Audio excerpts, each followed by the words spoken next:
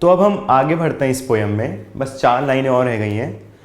तो हमारे पास अब अगली लाइन है, somewhere ages and ages hence, यानी कि बहुत बहुत सालों बाद, काफी टाइम बाद। हेंस का मतलब फ्यूचर की बात कर रहा है। 2 roads diverged in a wood and I took the one less traveled by। यानी कि यहां पे पोएट क्या कर रहा है कि बहुत टाइम बाद, क्योंकि लास्ट लाइन जो वर्ड से एंड हुई थी वो था कि साय, कि वो अपने डिसीजन को लेके कंफ्यूज था और वो जिसको भी इस डिसीजन के बारे में बताएगा वो शायद उसके ऊपर हंसेगा, वो उसके ऊपर डाउट करेगा। और यहाँ पे जो साय है इसका मतलब क्या था कि एक नेगेटिव वर्ड था, ये नेगेटिव वर्ड के साथ उसने पिछली लाइन को एंड किया था। यहाँ पे पोएट क्या कहता है कि बहुत बहुत टाइम बाद वो ये कहानी लोगों को एक्सप्लेन करेगा, वो ये कहानी लोगों को बताएगा कि 2 रोड्स ही डाइवर्ज कर रही थी एक वुड में, और मैंने कौन सी ली जिस पे कम लोग चले थे, जिस पे कम लोग गए थे। हालांकि उसको ये भी लगता था कि ये जो रास्ता उसने चुना है, ये जो पाथ उसने चुना है, ये सही है, बट आगे जाके ये कंफ्यूज हो गया। यानी कि ये जो लाइन है, 2 roads diverge in a wood and I took the one less traveled by, इसका मतलब क्या है कि ये हर आदमी को बताएगा ये वाली स्टोरी, कैसे इसने 2 रोड्स के बीच में एक को चूज किया। क्यों चूज किया? क्योंकि वो कम चली हुई थी। एंड शायद फिर लोग इसको उसके ऊपर जज करेंगे, कुछ हंस भी सकते हैं, कुछ कह सकते हैं सही डिसीजन लिया, बट ये अपने डिसीजन से हैप्पी नहीं था। ये इन 3 लाइनों का मतलब है। जो उसमें वर्ड है एजेस एंड एजेस, ये एग्जाम्पल है एलिट्रेशन का।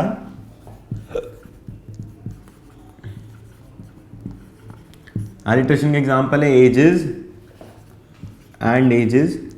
क्यों? क्योंकि तीनों वर्ड साइमल्टेनियस है, मतलब एक के बाद एक है, और तीनों एक ही लेटर से शुरू हो रहे हैं। ए से ही तीनों के तीनों वर्ड जो हैं वो शुरू हो रहे हैं। और जब ऐसी सिचुएशन होती है तो इस पोएटिक डिवाइस को हम ऑलिट्रेशन कहते हैं। अब लास्ट लाइन हम पढ़ते हैं, and that has made all the difference. Difference किस चीज ने बनाया? जो पोएट का डिसीजन था, जो उसने सोचा था जिस तरफ वो जाएगा, उस चीज ने सबसे बड़ा डिफरेंस बनाया। ये हम देखते हैं, ये जो उसका डिसीजन था यही डिफरेंस बनाता। मतलब हमारी लाइफ में, जैसे मैं जो example continuously through out the poem choose कर रखा है कि 10th के बाद हमें किस तरफ जाना चाहिए, क्योंकि ये काफी बड़ी प्रॉब्लम होती है। ये इवन 12th के बाद भी, कौन से कॉलेज में जाए, किस तरफ एडमिशन ले, कौन से फील्ड में जाए, हमारे लिए कौन सा अच्छा होगा।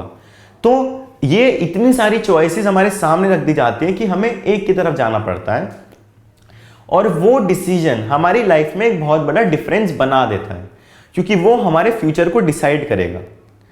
हाँ, हमारा फ्यूचर इस चीज पे भी डिपेंड करता है कि हम कितना हार्ड वर्क कर रहे हैं, हम कितना फोकस्ड है अपने गोल्स को लेकर, हम अपना कितना डिटरमिन्ड है हर चीज को लेकर, इस चीज के ऊपर भी डिपेंड करता है। ऐसे ही पोएट यहाँ कह रहा है कि जो उसका डिसीजन था एक तरफ जाने का और दूसरी रोड पर ना जाने का, वो डिसीजन ने ही सारे का सारा डिफरेंस बनाया है, सारे का सारा डिफरेंस वहां पे क्रिएट किया है। ये पोएट यहाँ पे बताना चाहता है।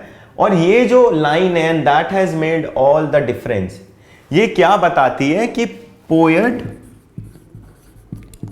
Is not satisfied. वो सैटिस्फाइड नहीं अपने डिसीजन के साथ। Poet is not satisfied with his decision.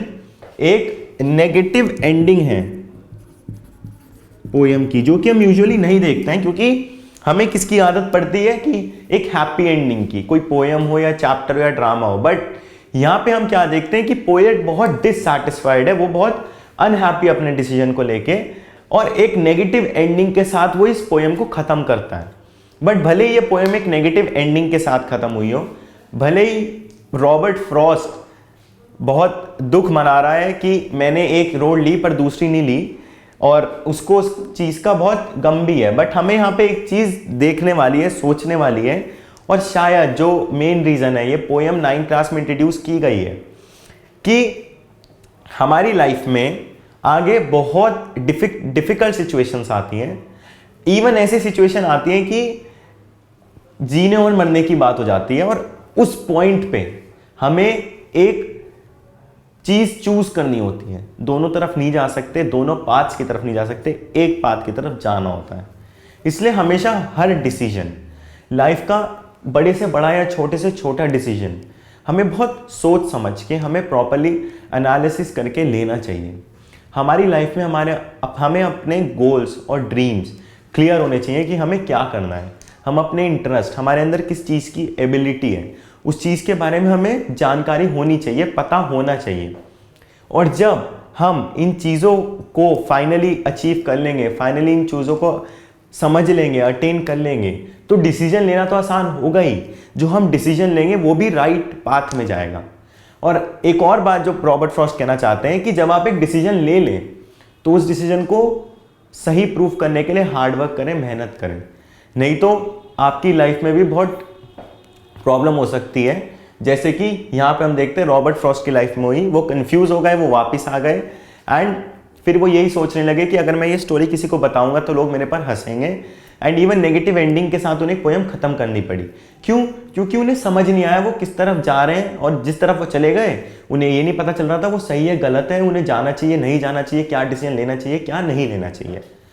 तो ये हमें रॉबर्ट फ्रॉस्ट बताना चाहते हैं कि एक डिसीजन, उसके बाद हार्डवर्क और डिटर्मिनेशन, आपको सही डिसीजन, वैसे सही डिसीजन, हार्डवर्क, डिटर्मिनेशन आपको लाइफ में सक्सेस दिलाते हैं। तो ये थी आपकी poem the road not taken by Robert Frost.